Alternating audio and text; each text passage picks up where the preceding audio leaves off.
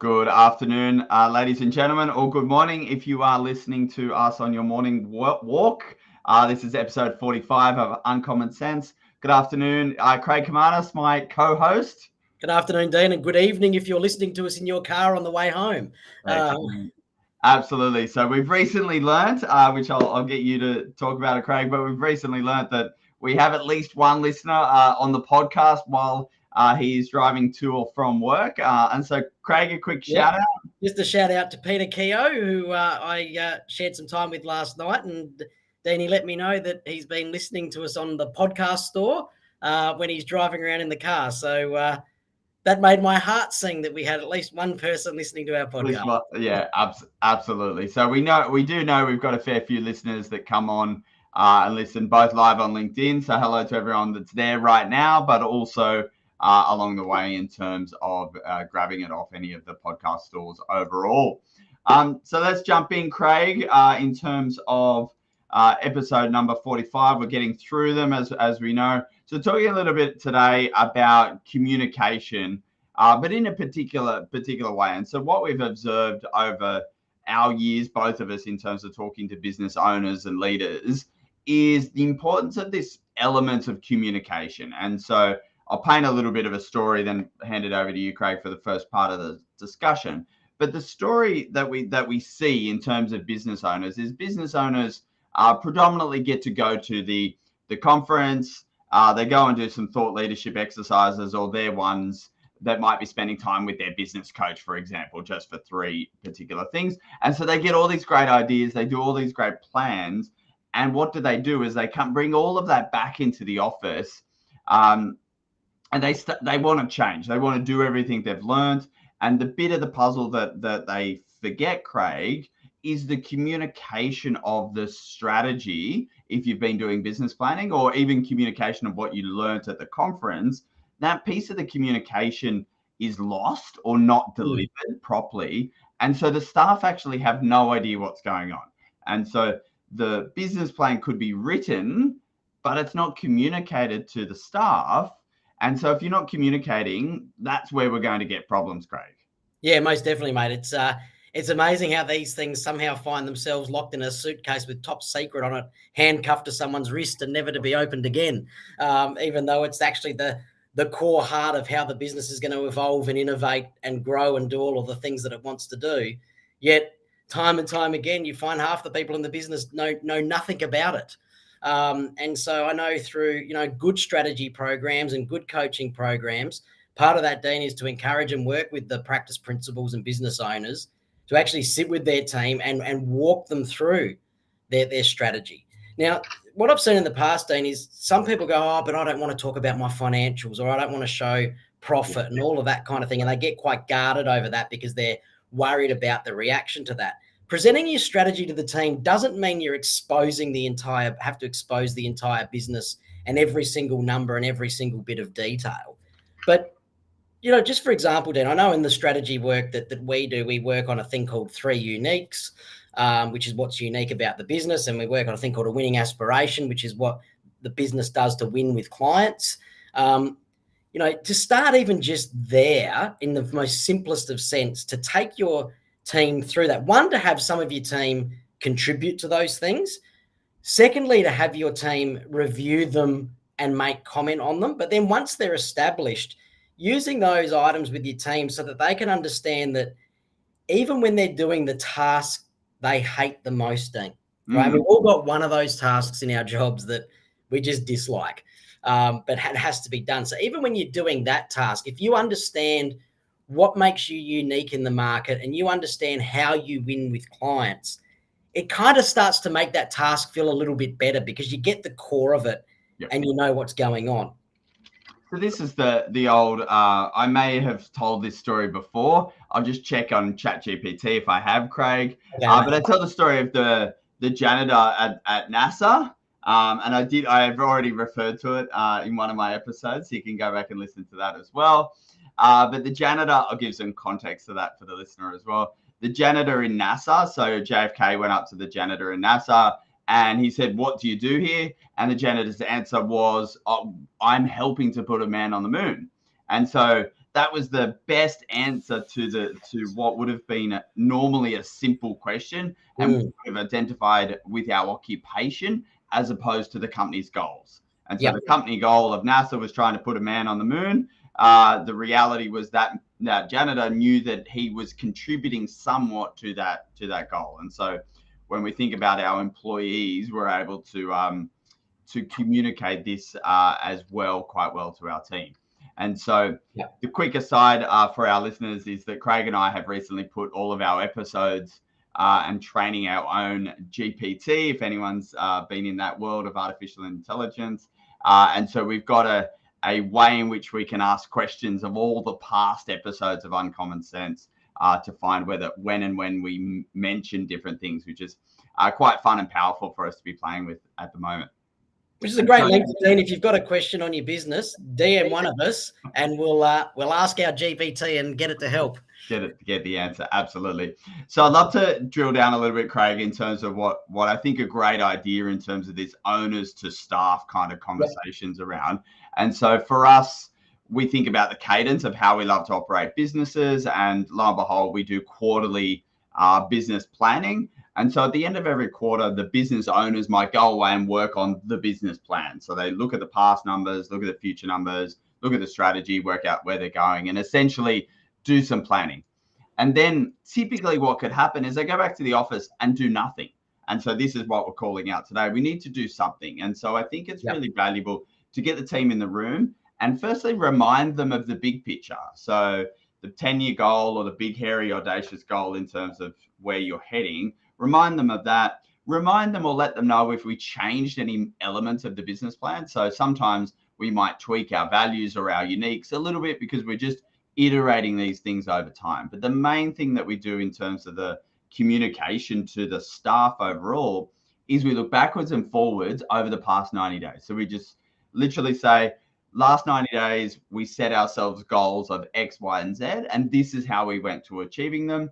We also brought in X revenue. Now you can say the dollar figure, you can say it as a percentage, or you can say we hit our target revenue and we hit our target profitability. It's great to know that you're working for a profitable business. An employee would like to work for a profitable business because they know they're going to have a longevity there in terms of salary and growth and things like that. So don't hide away by the fact that your business is profitable.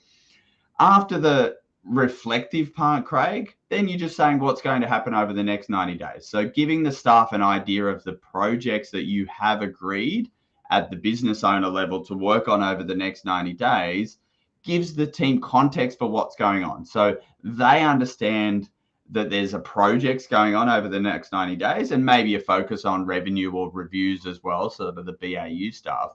And the most important aspect, I think, is having the next conversation is, what do I need help with? Because the business owner is not going to do all of these things on their own in isolation. And so the last step of that conversation is, in order to achieve these goals, I need a little bit of help, or we need a little bit of help in these areas. And it might be, I need some time freed up in my diary so that I can work on these goals. I need some help to do part of this goal because team member, I'm trying to solve this for you because it's in your area. So say a paraplanning, for example, we've got a project to improve paraplanning. I'm going to engage my paraplanner to say, we're working on this. Can I get some help along the next 90 days? And so it actually allows the staff to see what you're working on, understand the help that you need, and they have the context for why they want to help, because they want to help to achieve those goals, which achieves the broader vision of the business, continues to grow the revenue and profitability over time, which is great for everyone. Yeah. And I mean, ultimately what we're talking about, Dean, is clarity and focus, right? That's why you do a strategy, is so that you have, crystal clear strategy and really sharp focus.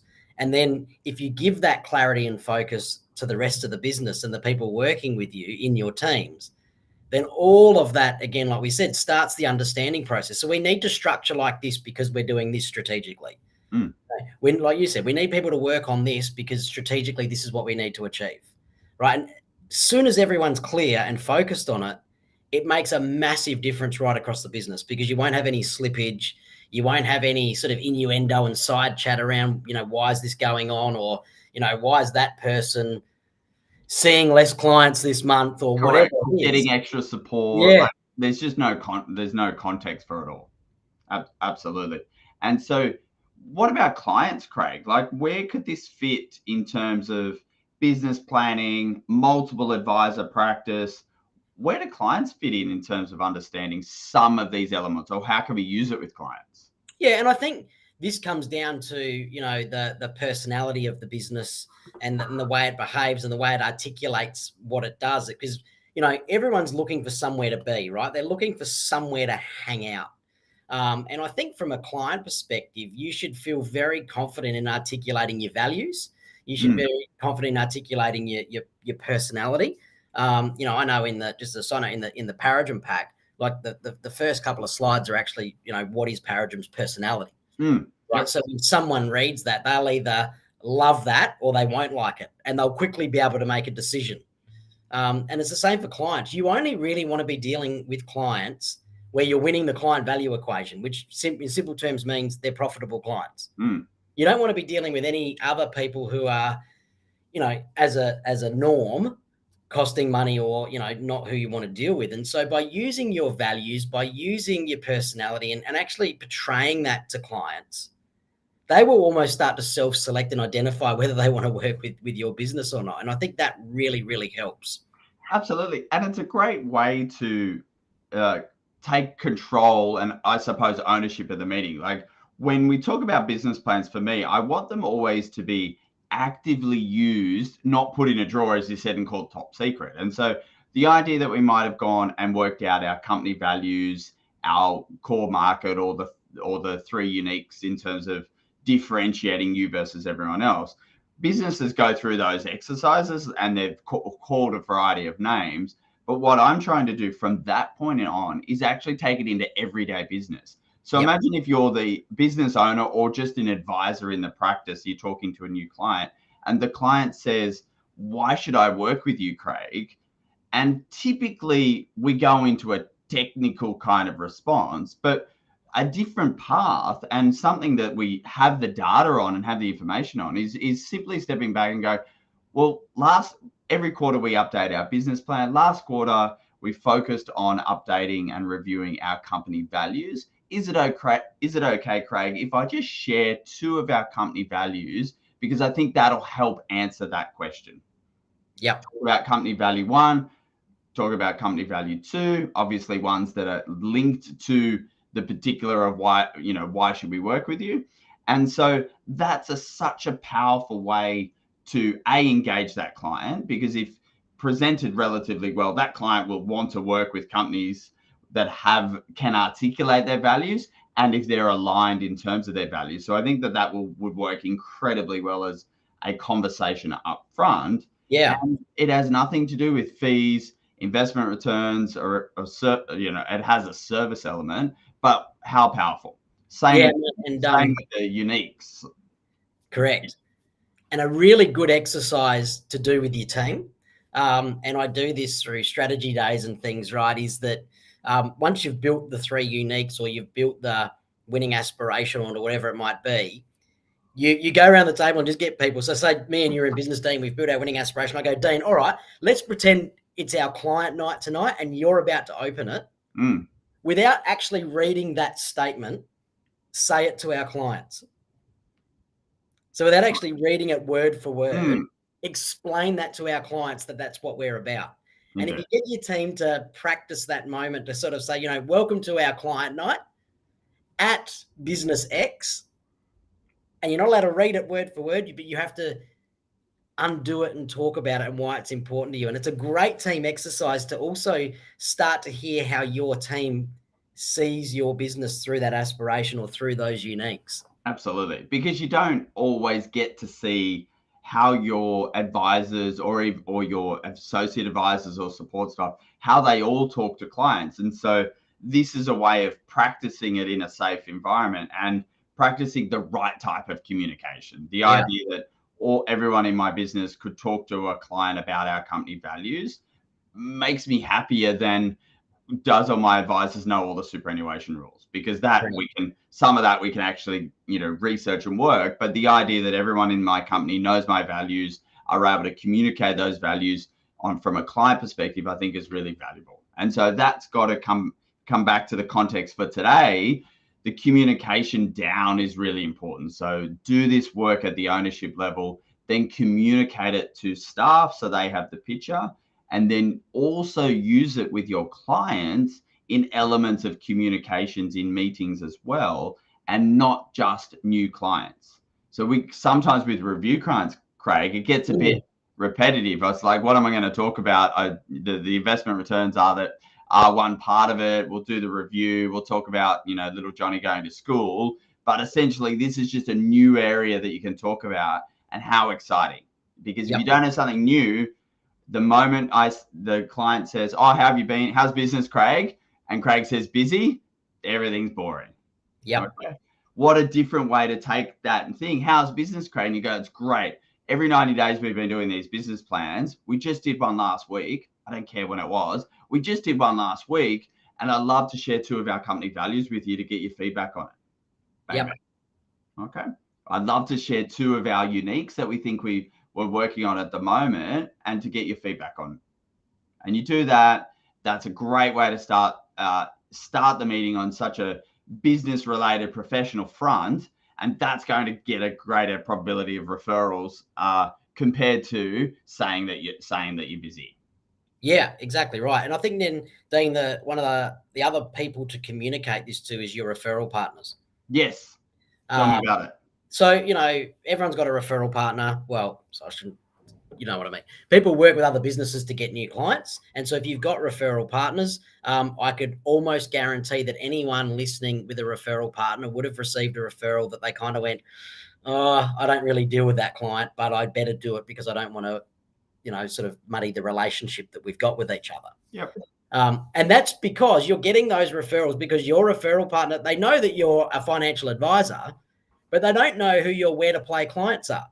Because you've actually never sat down with your strategy and told them directly and actually really unpacked what that client looks like. And so if you've worked through whether it's your where to plays or your marketing strategy or whatever it might be, but these are the clients I deal with and this is what they look like. Yep. It almost becomes like the red car, Dean. Like I say red car now, when you go out to do something next, all you're going to see is red cars. Red card, yeah. So give them the red car. Yeah, absolutely. Right? And take them through it.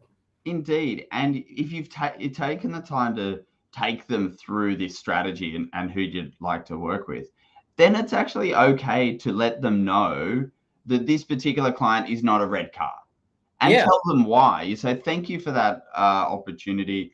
I spoke to Mary on the phone for 15 minutes, and I just want to let you know that she's not right for us for these reasons, as we may have discussed during our when I talked about our business plan.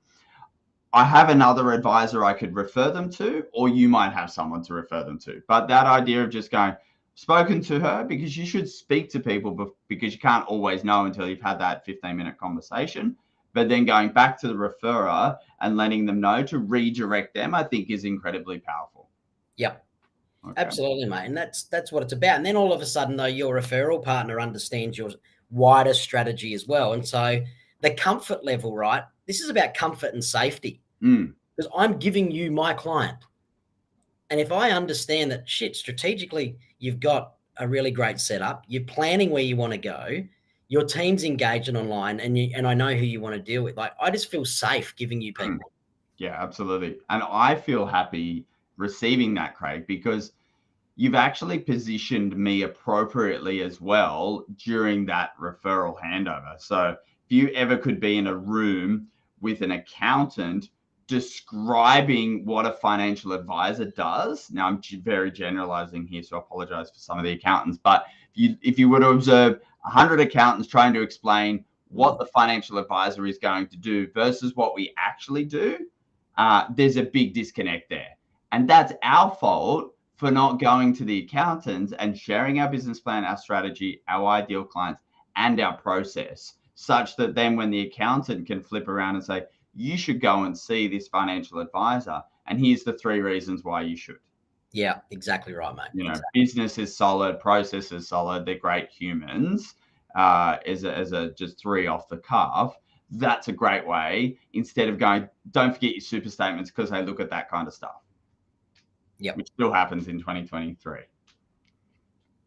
So that's referral partners. And we've kind of touched on clients as well. The last one that I wanted to talk about in terms of the communication overall, Craig, was the idea that we set each other up for success. Now, this is inside a business predominantly, and it doesn't mean it's regardless of whether it's a colleague, a senior or a junior employee, but this idea that we set our staff up for success, or our colleagues up by success, by properly delegating tasks. So less to do with the business plan and more to do with getting things done within our business. I see time and time again that we don't take enough time in handing over, for my sporting analogy of the day, the baton. When in a relay context, we are a relay of work, but we don't pass it on very well sometimes. We drop it and expect the other staff member to fill in some of the gaps that we think that they should be able to do, but most likely they can't. And so the whole thing takes longer. The relay race is slower, because at each step of the process, if the baton is dropped, it's much slower. And I can live speak from experience as the fourth, when I was young and fit and fast, as the fourth runner in the relay. When it gets dropped between 2 and 3, it's very lonely standing on the fourth corner as everyone runs past. And you don't want that. But what that even teaches you, continuing that analogy, is everyone needs to know their role, and you actually then need to let everyone do their role. Correct. And again, that relay race, Dean, it's communication. Like when I tell you to go, because I'm going to give you the baton, like I'm running at you, go. You don't look back. You just go and trust. You go and you leave your hand out the back, and that's it. Absolutely. And you're right, but it's about assigning those tasks properly too, and you know what, dropping the control freak nature, and letting people do what you've got them in your business to do, because that's what your strategy says. Yeah, yeah, exactly. There's definitely, you've got to avoid being the micromanager of the entire process, obviously. So we want to pass tasks to our next in line, whoever that may be. We want to set them up for success by giving them a great handover, whether that's an email, the process, the X-Plan, or a video. It doesn't matter how you do it, but the mindset now that I want to leave our listener with is actually the concept of setting the next person up for success. How can I delegate this task so that they're successful in doing the task the right way the first time? And so if we all did that as our mindset before we were passing anything over, we would just take that extra second or that extra minute to make sure we've got everything. And that, I think, is really powerful in this relay race of getting work done. It'll take an extra minute to do it right, but that is going to compound and save minutes all the way down the track. Mate, that sounds like a great way to wrap up today. Indeed. I think the messages are great. It's about communication. It's not just building the strategy, it's communicating it. And it's talking to everyone and feeling confident about it and not putting it off. Yep, absolutely. So everyone books in their strategy day, book in the staff communication day 48 hours after that. So the whole team is aware of everything that's going on, and just get that cadence into your business one way or another, I think is incredibly valuable. So Craig, thank you. This is the second last Uncommon Sense for the year. The last one, I believe, Craig, will be in 2 weeks' time. Other than we'll be having our second Christmas break of Uncommon Sense. We will. So we'll see you in a fortnight for our last one. We might do a little bit of Chat GPT wrap up of the last sort of year in terms of episodes, just to reflect that and share our journey over that time. For everyone watching live, thank you very much for spending the time and having lunch with us. If you watch it on your podcast while doing anything, like Craig found out, please let us know that you're watching it by simply going back to LinkedIn and either commenting on the video afterwards, sending Craig a little message. That would be phenomenal. And just letting us know that you are listening, and that if you have a topic that you want to jump in and for us to talk about, please reach out, and we'd love to do that. And you can come on and be interviewed as well if you'd like to do that in 2024. So thanks very much, Craig. We'll see everyone next time. No, and thanks, Marjorie, and thanks everyone. See you later.